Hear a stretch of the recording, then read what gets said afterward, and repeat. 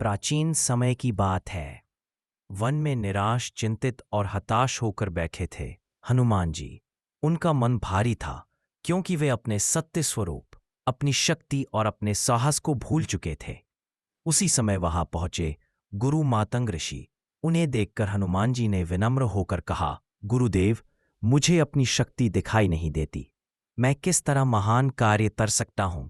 मैं तो बस एक साधारण वानर हूं। ऋषि मुस्कुराए और बोले, हनुमान, तुम्हें अपनी शक्ति जानने की आवश्यकता नहीं। तुम्हें बस अपने साहस पर भरोसा रखने की आवश्यकता है। पहला पाठ, साहस भय नहीं, निर्णय है। ऋषि बोले, जिस दिन तुम यह निर्णय ले लेते हो कि तुम हारोगे नहीं, उसी दिन से साहस जन्म ले लेता है। साहस का संबंध शरीर से नहीं, मन के विश्वास से होता है। हनुमान जी ने यह सुनकर सिर झुका लिया। दूसरा पाठ, असंभव तभी तक असंभव है जब तक तुम प्रयास नहीं करते। ऋषि ने एक छोटा सा दीपक उठाया और बोले, देखो यह दीपक अंधकार कितना भी बड़ा क्यों न हो, एक छोटा सा प्रकाश उसे मिटा देता है।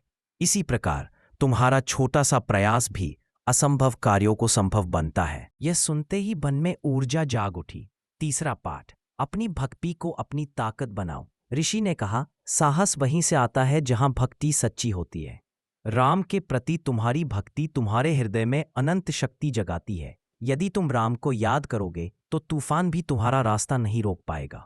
चौथा पाठ, अपने अंदर छिपे नायक को पहचानो। ऋषि ने हनुमान जी का हाथ पकड़ा और कहा, हनुमान, तुम अपने भीतर सोए हुए नायक को जगाओ। तुम वो हो जो पर्वत उठा सकते हो, सागर लांघ सकते हो और पूरे विश्व की रक्षा कर सकते हो। इन शब्दों ने मानो हनुमान जी के भीतर एक नई अग्नि जला दी।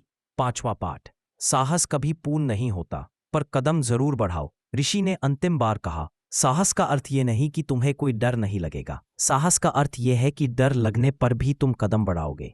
यह सुनकर हनुमान जी खड़े हुए। आंखों में चमक थी, हृदय में विश्वास था और मन में राम का नाम।